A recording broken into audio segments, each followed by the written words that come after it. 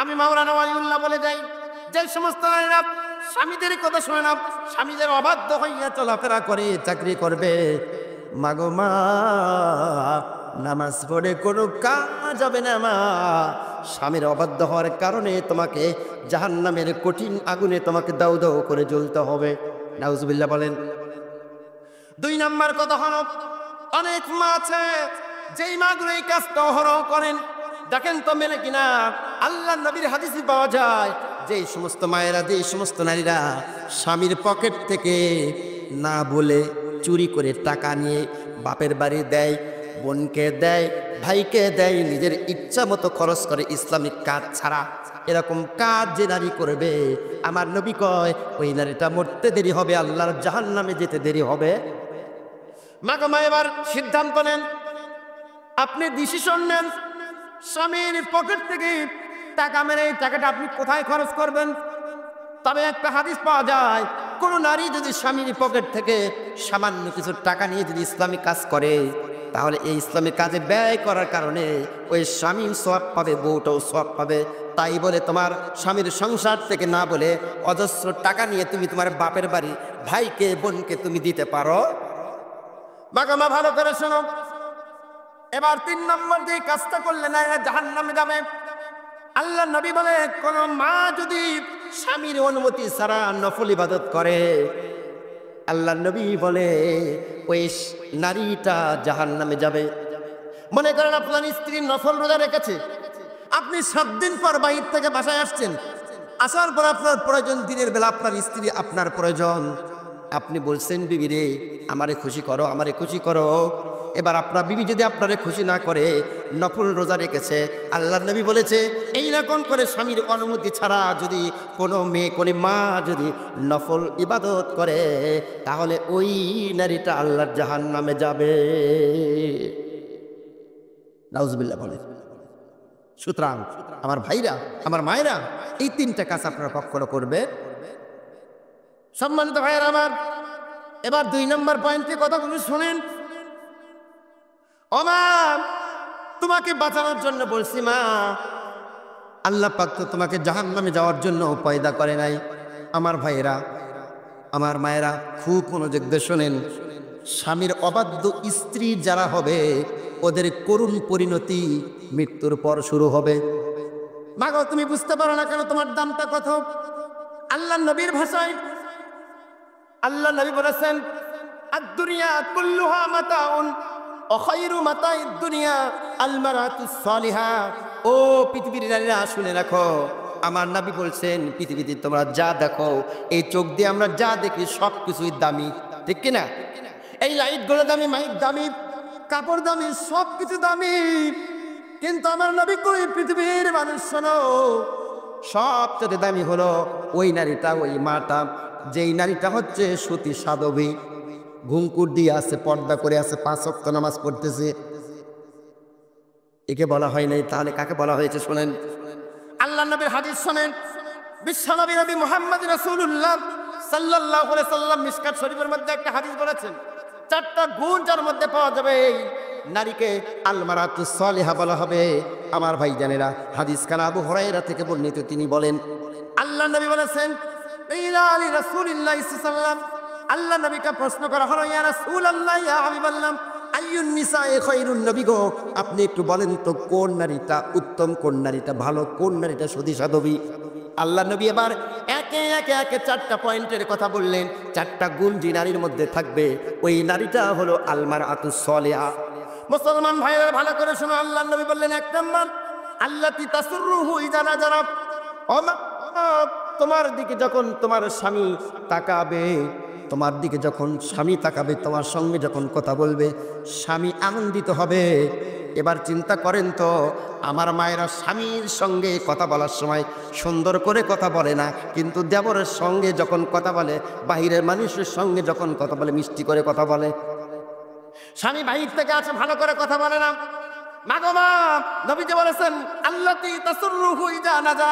একজন স্বামী যখন তার স্ত্রীর দিকে তাকাবে, তখন স্বামীর মনটা আনন্দিত হবে, আত্মহারা হয়ে যাবে, আনন্দ পাবে। দুঃখজনক হলো সত্য, আজকে মায়েরা স্বামীর সঙ্গে সুন্দর করে কথা বলে না। 2 নম্বর, আল্লাহ নবী বলেছেন, পৃথিবীর মানুষ শোনো, আল্লাহ নবী বললেন ওয়াতুতিউহু ইযা আমারা ও মা, তোমার স্বামী যখন তোমাকে কোনো আদেশ করবে, যে আদেশই করবে মা, বিনা বাক্যে তোমার স্বামীর কথাটা তোমাকে মেনে নিতে হবে। আল্লাহু আকবার। এটা কি আমার কথা বলছি না রাসূলের কথা? আমার রাসূল বলেছেন ওয়াতুতিউহু ইযা আমারা, তোমার স্বামী যখন তোমাকে কোনো অর্ডার করবে সেই অর্ডারকে তুমি ফলো করবে। তাই বলে স্বামী যদি অনইসলামিক কিছু বলে ওইটা শোনার দরকার। সম্মানিত ভাইয়েরা আমার, 3 নম্বর আল্লাহ নবী বলেন ওয়ালা তুখালিফুহু ফি নাফসিহা ওয়ালা মালিহা। ও পৃথিবীর নারী, মাগো মা, এমন কোনো কাজ করো না যেই কাজের কারণে তোমার স্বামীর অর্থ সম্পদ এবং সম্ভ্রমের ইজ্জতের ক্ষতি হয়ে যায়। এরকম কোনো কাজ তোমাকে করা যাবে না যেই কাজটা করলে তোমার স্বামী মনে মনে কষ্ট পায়, সম্পদের কোনো কষ্ট হয়। এরকম কাজ যে নারী করবে সেই নারীটা কখনো সতী সাধবী নারী হতে পারে না। মাগো মা, এবার 4 নম্বরের পয়েন্টে চলে আসেন। আল্লাহ নবী বলছেন পৃথিবীর মানুষ শোনো, সতী সাধবী নারী হতে তোমাকে আরো নবীজি 4টা কাজ করতে বললেন। মাগো মা, ও মা, এই 4টা কাজ যদি কোনো নারী করতে পারে, এই মহিমাগঞ্জ এলাকার কোনো মা যদি এই 4টা কাজ করতে পারে, আল্লাহর নবী বলেছেন ওই মাকে জান্নাতের 8টি দরজা থেকে ওয়েলকাম জানাবে। আল্লাহু আকবার। আমরা সকলেই জানি জান্নাতের 8টি দরজা থেকে একজন ব্যক্তিকে ওয়েলকাম জানাবে, স্বাগত জানাবে। ওই ব্যক্তিটার নাম হলো হযরত আবু বকর। মাগো মা, আবু বকরকে যেমনি করে জান্নাতের 8টি দরজা থেকে ওয়েলকাম জানাবে, মাগো মা, ও মা, তোমার পায়ে 2টা হাত দিয়ে বলে যাই গো মা, তুমি যদি পৃথিবীর জমিনে অনলি 4টা কাজ করতে পারো তাহলে তোমাকে সতী সাধবী নারী বলা হবে। আর 4টা কাজ করার কারণে আল্লাহ পাক রব্বুল আলামিন তোমাকে ওই জান্নাতের 8টি দরজা থেকে ওয়েলকাম জানাবে, ডাকবে। মাগো মা, তোমার ইচ্ছা মতো ওই জান্নাতের 8টি দরজা দিয়ে তুমি প্রবেশ করবে। আল্লাহু আকবার। 1 নম্বর নবী বললেন আইয়ুমা ইমাতিন ইযা সাল্লাত খামসাহা ওয়া সামাত শাহরাহা ওয়া আহসানাত ফারজাহা ওয়া আতাত বালাহা ফালতাদখুল মিন আবওয়াবিল জান্নাহ। মাগো মা, এই পৃথিবীতে 4টা ভালো ভালো কাজ করো, 4টা কাজ করলে তুমি আল্লাহর জান্নাতে যাবে। 1 নম্বর মা, 5 ওয়াক্ত নামাজ পড়ো। অনেক মাকে দেখা যায় মায়েরা নামাজ পড়ে না, ঠিক কি না? এখানে অনেক ভাই বসে আছেন ঈশার নামাজ পড়েন নাই, ঠিক? অনেক ভাই আছেন ঈশার নামাজ পড়েন নাই। খবরদার, খবরদার, মুসলিম হতে হলে তোমাকে নামাজ পড়তে হবে। কারণ নবীজি বলছেন বাইনাল আবদে ও বাইনাল কুফরে তারকুস সালাহ। তুমি মুসলমান না কাফের বোঝা যাবে নামাজ। নামাজ পড়লে তুমি মুসলিম, নামাজ না পড়লে তুমি টাটকা কাফের।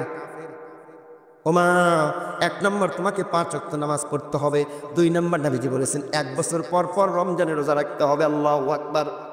এখানে ছোট্ট করে একটা কথা বলে নাই মুসলমান ভাইরা রে, আমরা তো রমজান মাসে রোজা রাখি, এই রোজার গুরুত্ব কত।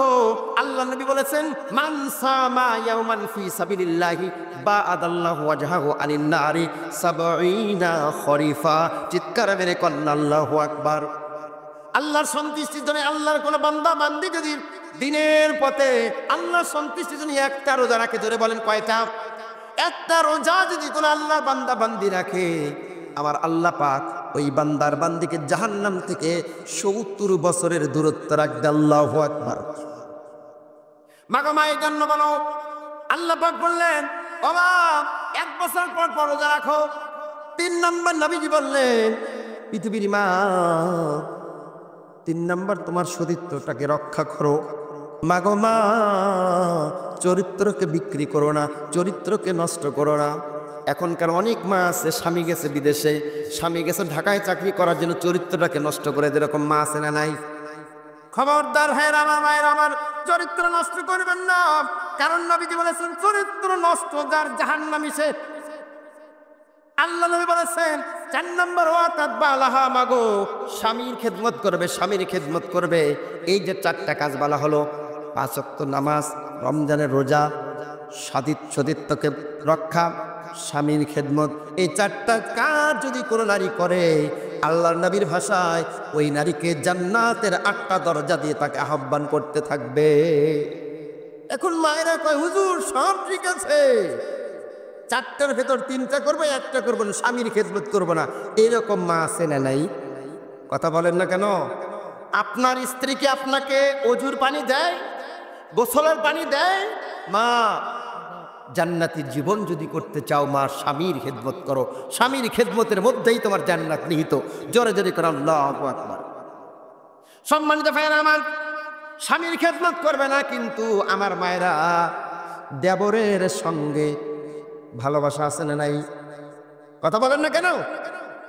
দেবর ভাবির মধুর সম্পর্ক এই বাংলার জমিনে অহরহ। ঠিক, বাপ মাও পাঠে দেয়, যা যা তোর ভাবিকে তোর তাওই আর মাওয়ের বাড়ির থেকে নিয়ে আস। এরকম আছে কিনা? ভাইজান গো, ও ভাইজান খুব মনোযোগ দিয়ে শোনো, এই কথাগুলো ছোট করে মনে করলে হবে না, এই কথাগুলো নিয়ে ভাবতে হবে। বন্ধুগণ আমার, ভাইয়েরা আমার, এই যে দেবর ভাবির মধ্যে যে সুসম্পর্ক, গভীর সম্পর্ক, এটা থাকা চলবে না। ছোট্ট করে 3টা হাদিস আমি আপনাদের সামনে বলে যাই, খুব মনোযোগ দিয়ে শোনো। আজকে দেবর আর ভাবির মধ্যে কি সম্পর্ক, এই সম্পর্কের কথা আল্লাহ নবীকে প্রশ্ন করা হলো। হাদিস খানা উকবা বিন আমের থেকে বর্ণিত, সুন্দর করে শুনে যান। কলা, তিনি বলেন, কলা রাসূলুল্লাহ সাল্লাল্লাহু আলাইহি সাল্লাম, আল্লাহ নবী বললেন, ইয়াকুমাদ দুকুল আলান নিসাম, ও পৃথিবীর নারী, ও পৃথিবীর পুরুষ তোমরা শোনো, ইয়াকুমাদ দুকুল আলান নিসা,